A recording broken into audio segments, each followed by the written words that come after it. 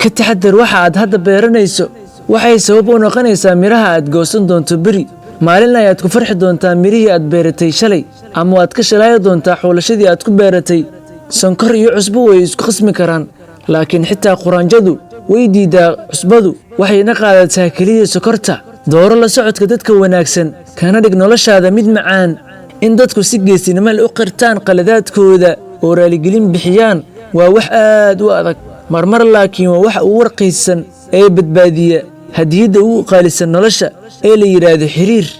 marnaba ha ka walwalin hana isku mashquulin dad gadaashaada ka hadlaya sababtoo ah waxay caddayn u tahay in noloshooda aad uga xiiso badan tahay tooda haddii aad si daacad u aaminto qof aamin ilaa xad wax kasta oo natiijadu tahay ugu dambayntii waxaad helaysaa saaxiib aad u fiican ama cashar aad u fiican qofna ha ku nicin hana ku dhibsan nabar meel ka mid a jirkiisa ka muuqda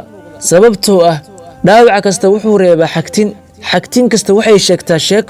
sheekadaasoo odhanaysa waan badbaaday